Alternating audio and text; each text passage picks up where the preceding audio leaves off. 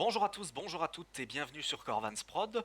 Voilà, j'ai été pris pendant un certain temps avec le NAB 2018 et la présentation de Resolve, de même que j'ai été pris par ma nouvelle série sur Resolve, donc j'ai laissé un peu Symfony à vide de côté, mais comme j'ai commencé ma suite de tutos à Symfony, à l'étalonnage sous Symfony, ce serait quand même stupide de ne pas l'achever. Alors, on va reprendre là où on en était. Il reste quelques options à voir pour vos étalonnages, deux options précisément pour vos étalonnages primaires, puis dans le tuto suivant, on va passer aux étalonnages secondaires. Et je crois que ça suffira. Donc à mon avis, il restera encore deux tutos sur Symfony. Et comme ça, vous saurez vous débrouiller vous-même avec le Symfony pour vos étalonnages. Voilà, donc alors, on va repasser ici tout de suite en réactivant l'option. Voilà, et donc alors, je vous ai montré dans les tutos précédents comment utiliser un HSL Hue Saturation Luminance correctif essentiellement, à savoir pour votre étalonnage primaire. Nous avons vu les curves, ce qui vous permet à ce moment-là d'avoir en référence visuelle la possibilité donc de faire des étalonnages partiellement secondaires. On va voir encore deux options qui, je dois dire, ne sont pas spécifiques au Media Composer, mais qui sont assez particulièrement présentées, et il y a pas mal de qualités. Franchement, il y a des chouettes choses qui sont présentées ici. Les levels et channels. Alors, on va d'abord parler des levels. Les levels, c'est justement l'occasion pour vous de parler d'un outil de mesure que je ne vois pas beaucoup, parce que je ne m'en sers moi-même pas souvent. Pas du tout parce qu'il est mauvais, hein, c'est une question d'habitude. C'est un outil de mesure qui est aussi très efficace quand on s'en sert bien, hein, c'est précisément l'histogramme. C'est là-dessus que va se baser le levels. Les levels vont se baser sur les histogrammes. Vous pouvez en voir deux ici. Je reviens sur l'histogramme tout de suite. Vous pouvez voir ici qu'on a une courbe. Cette courbe fonctionne exactement de la même façon que fonctionnent les courbes qu'on a vues ici, dans le tutoriel précédent. Donc alors, les levels. Comment fonctionnent les levels? On va passer sur deux histogrammes. Qu'est-ce qu'un histogramme? Donc vous vous souvenez comment fonctionne par exemple le waveform. Donc alors le waveform par exemple, c'est sur l'axe Y le signal de luminance. Donc le signal de luminance, c'est-à-dire le niveau électrique, le niveau de puissance de votre signal luminique pour chacun des canaux ou seulement pour votre signal de luminance. Et sur l'axe X, c'est l'évolution au cours du temps, c'est-à-dire le balayage de la vidéo de droite à gauche et de gauche à droite. Si on prend par exemple la parade, je reviendrai dessus parce qu'elle va nous être très utile pour le deuxième point qu'on va voir. Là, vous savez donc que c'est la même chose que le waveform, mais pour chaque canot de couleur séparément. Alors à quoi correspond donc un histogramme? L'histogramme, vous pouvez voir que c'est une sorte de signal, en fait, qui ressemble un peu au waveform. Pas tout à fait exact, parce qu'on peut voir par exemple ici qu'on a nos deux pics, vous voyez ici, qui correspondent aux pics de luminance ici. En fait, où sont ces pics sur l'histogramme? Ils sont ici. Vous voyez, là, il y a une pique ici tout au bout. Alors, qu'est-ce que ça signifie donc? À quoi correspond l'affichage de l'histogramme? C'est luminance sur l'axe X. Vous l'avez compris, horizontalement, luminance. Nos pics sont ici. Qu'est-ce que l'axe Y? L'axe vertical, c'est le nombre de pixels. Donc, plus vous allez avoir une zone élevée, plus vous avez un nombre de pixels dans cette luminance qui sont élevés. On peut deviner ici facilement que l'essentiel est plutôt sombre et moyen. On a beaucoup de pixels ici, vous voyez, qui sont sombres. Ces pixels, donc, on les retrouve ici. On voit qu'il y en a beaucoup. On en a certains, un certain nombre, les plus élevés, donc, qui sont en lumière moyenne. On devine ici, ils sont ici sur Marlène et sur son arrière-plan. Et alors, on en a beaucoup moins qui sont sur les plages moyennes élevées, et donc c'est pour ça qu'ici, ça descend. Et alors, par contre, on a nos deux lumières ici, qui sont les plus élevées, c'est donc le pic qu'on a ici. Donc maintenant, comment agir sur cet histogramme et pourquoi est-ce qu'il y en a deux? Alors vous pouvez voir ici qu'on a trois flèches.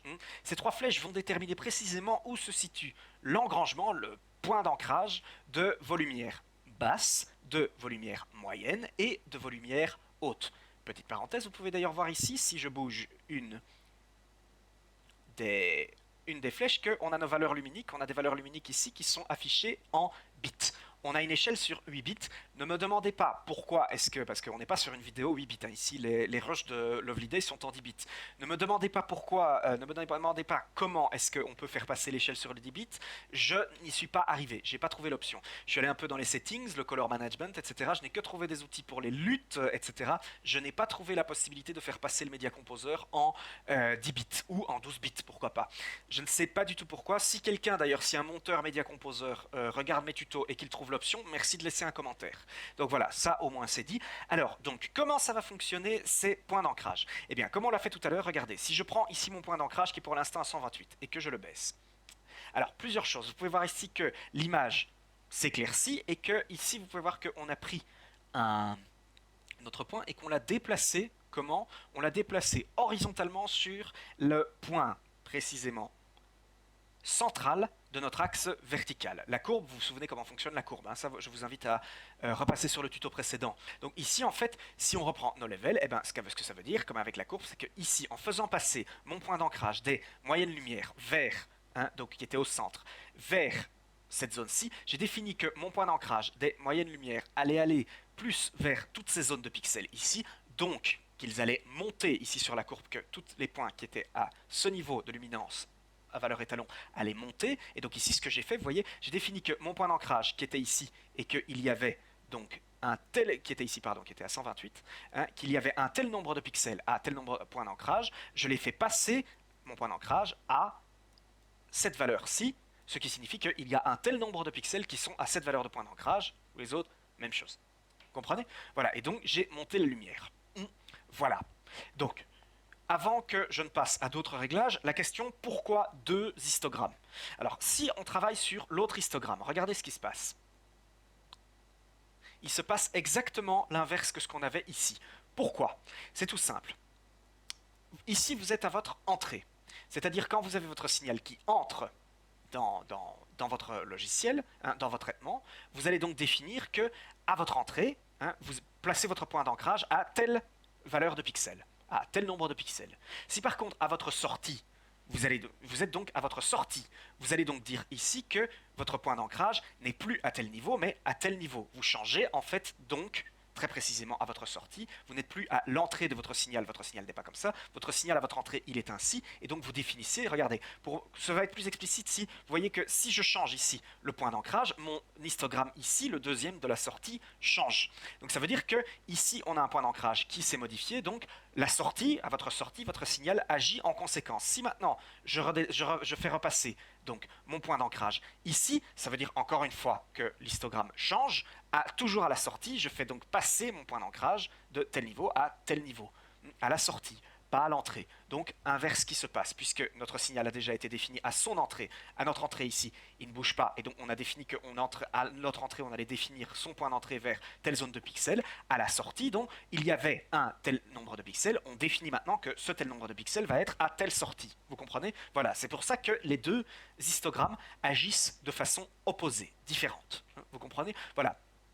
Donc, maintenant, même chose, si je prends ici le point des basses lumières, ici vous pouvez voir que ça baisse, regardez, donc vous pouvez voir que le résultat sur notre courbe, c'est que, bah, on fait passer donc le point d'ancrage de nos basses lumières à tel. J'ai dit à Symfony, on avait un point d'ancrage à tel, il n'y avait pas de niveau de pixel qui était 100% noir, donc on l'a fait passer ici, vous comprenez? Voilà, on l'a fait passer ici. Donc maintenant, si ici j'ai tel nombre de pixels à tel point d'ancrage, donc hop, ces niveaux de pixels passent à tel point d'ancrage. Comprenez?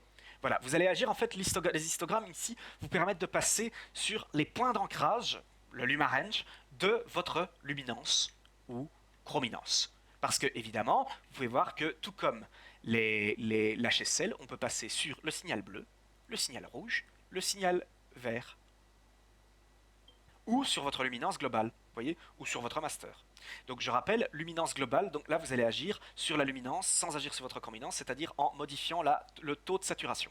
Exactement comme vous le faites dans les curves de Resolve en décochant les barres couleurs. Je crois que c'est très clair, je ne vais pas faire d'exemple ici sur le rouge, le vert, le bleu. Je crois que vous avez très bien compris comment ça fonctionne. J'attire déjà simplement votre attention sur le fait que, de base, je vais supprimer les effets que j'ai appliqués. Vous pouvez voir que le bleu, le rouge et le vert n'ont une plage de luminance évidemment qui est différente. Le rouge ici, la dominante jaune plutôt, est élevée et c'est une dominante jaune qui a une tendance vers le rouge, à savoir on le voit bien sur la parade, hein, que le signal rouge est plus élevé que le signal vert que le signal bleu. Donc on retrouve ici que donc on a un nombre de pixels qui a une luminance, hein, vous savez donc comme je vous ai expliqué sur l'histogramme, la luminance est sur l'axe X, hein, qu'on a une luminance, donc un nombre de pixels avec une luminance rouge plus élevée sur la totalité de l'histogramme, un peu moins élevé sur le vert, un peu moins élevé sur le bleu. À vous de jouer maintenant, vous allez agir exactement de la même façon qu'avec les courbes sur cet histogramme par rapport aux couleurs.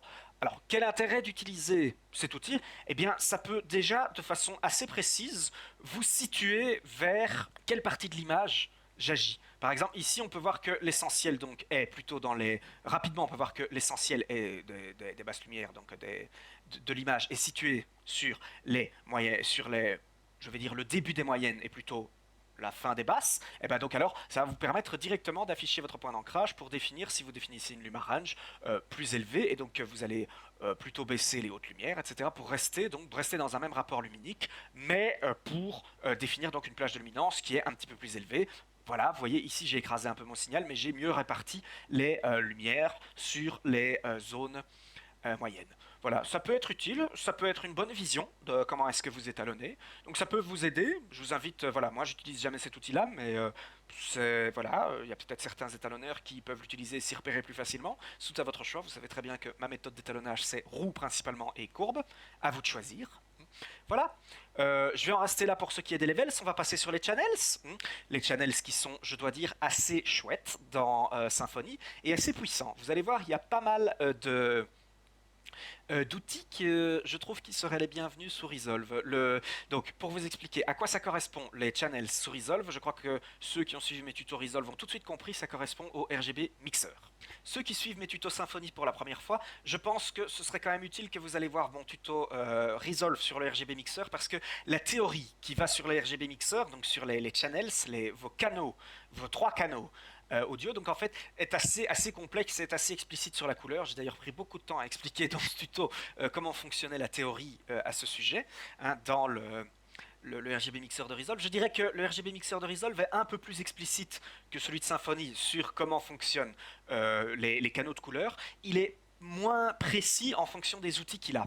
Comment agit un channel? On va pouvoir donc à ce moment-là moduler en fait chacun de vos 3 canaux. Vous vous souvenez que ce que je vous ai montré ici sur le HSL, c'est que vous allez définir une plage par rapport au hue, H, vous allez définir par rapport à la saturation, par rapport à la luminance. Le channel, ça correspond en fait à, plutôt que d'utiliser une plage HSL, vous allez utiliser une plage RGB. Vous allez moduler vos canaux de sortie de votre vidéo. Par exemple ici, regardez, on a une preview, vous voyez qu'ici je suis sur le master output. On peut passer ici sur le master input. Pourquoi est-ce que les deux sont les mêmes ici? Parce que je n'ai encore effectué aucun réglage dans le channel blending. Hein. Donc alors, vous avez évidemment une entrée rouge, une entrée verte, une entrée bleue. Ce sont vos 3 canaux d'entrée. Alors pourquoi est-ce que ce canal ici arrive en noir et blanc? Vous voyez ici que quand je clique, ça arrive en noir et blanc. Alors, pourquoi? En fait, il est en train de vous afficher, et c'est là où la parade va être très explicite, la façon dont entre votre canal par rapport à sa luminance. C'est-à-dire que par rapport à votre canal bleu, il va vous montrer la luminance de votre canal bleu, pardon.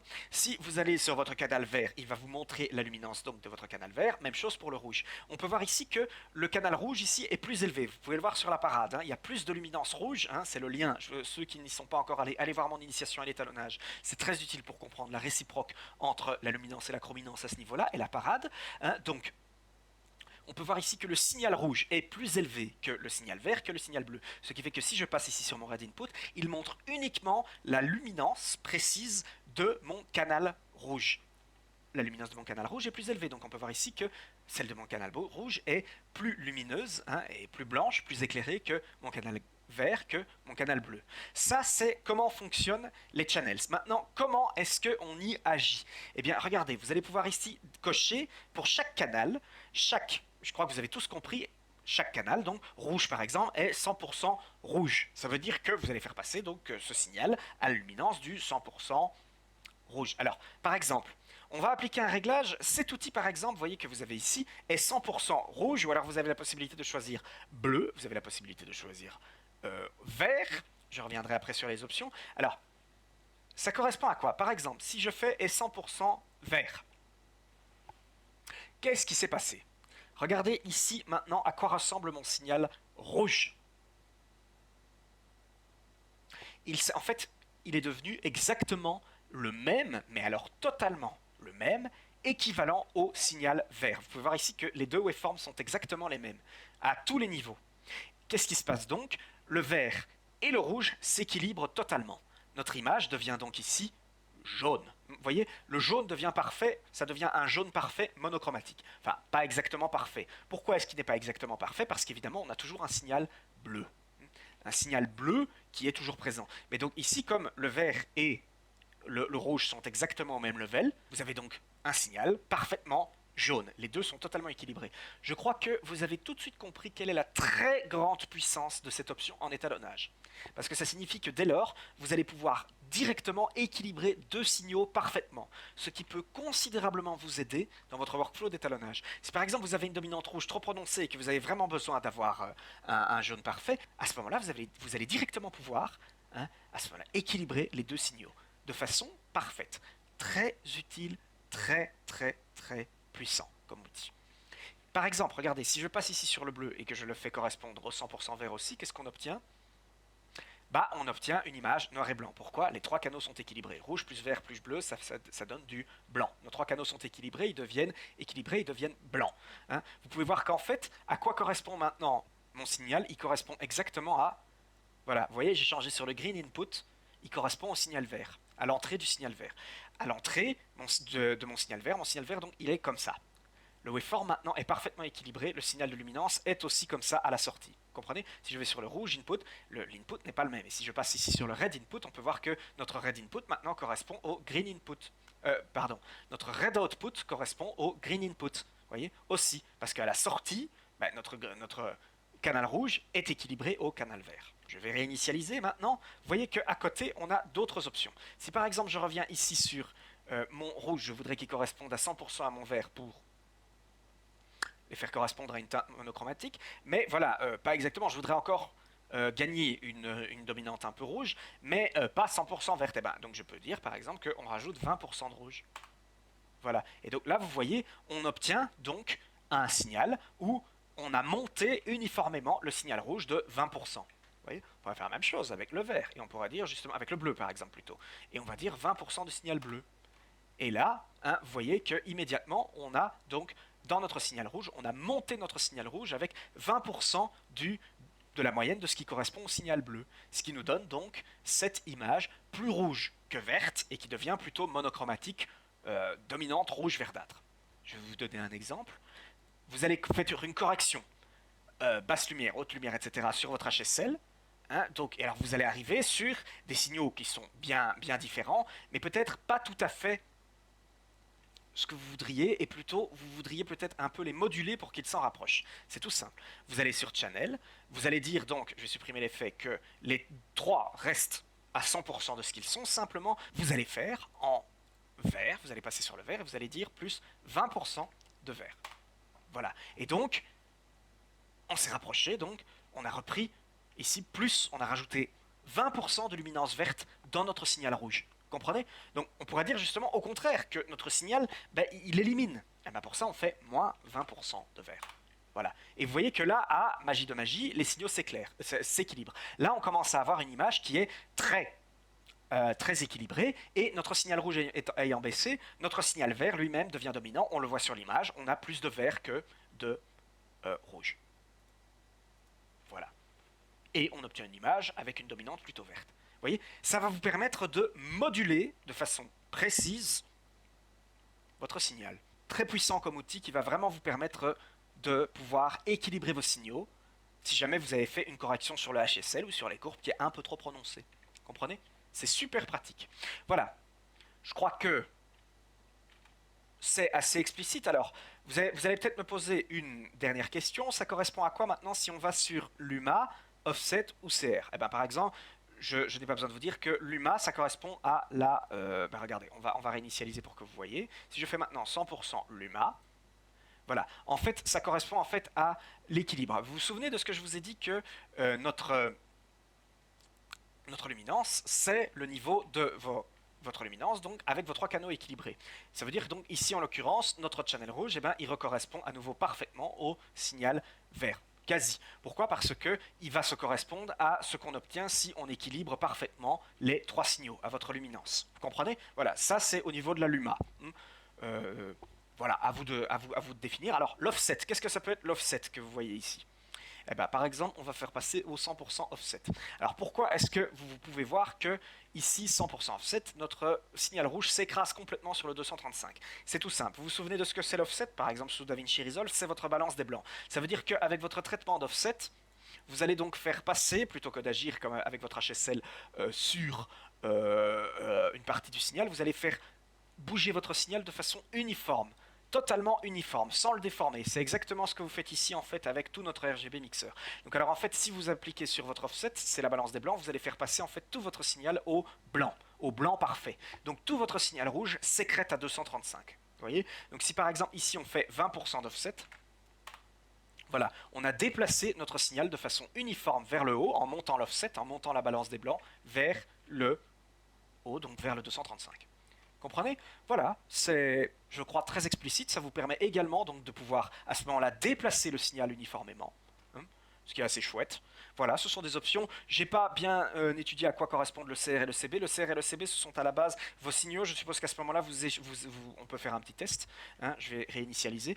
Je suppose qu'à ce moment-là, vous allez en fait agir sur vos niveaux, hein. Vous savez que le YCRCB, ce sont vos échantillons vidéo à partir du moment où vous êtes dans un signal YQV. Donc je suppose que si on fait 100% CR, oui voilà, c'est ce que je pensais. En fait, vous allez à ce moment-là placer votre signal sur votre signal CRCB. Quand vous utilisez un signal YQV, vous avez votre Y qui est votre signal de luminance qui correspond au vert, et vous avez votre CR et votre CB qui correspond au signal, aux échantillons de vert et de bleu qui sont B-Y extrait donc du signal de luminance. Donc ceci, ça correspond au signal que vous obtenez CR. Voilà, et donc CR, donc vous l'obtenez à ce moment-là. Il reprend le waveform, l'appareil ici prend la forme de votre signal CR. Voilà, donc voilà, j'espère que quand même, on va en rester là hein, pour aujourd'hui. Je crois que vous avez un exemple très typique de comment est-ce que vous pouvez jouer. Je vous invite à vous-même tester les options avec ces channels et ces levels. Merci à tous de m'avoir suivi. Dans le prochain tuto, on va passer au secondaire et vous verrez qu'il y a quand même pas mal de choses qui sont assez chouettes dans Symfony. Voilà, donc je vous remercie beaucoup d'avoir suivi ce tuto. Je vous remercie aussi d'être de plus en plus nombreux à vous abonner à la chaîne et à me suivre sur l'étalonnage. Merci à tous, à très bientôt sur Corvans Prod.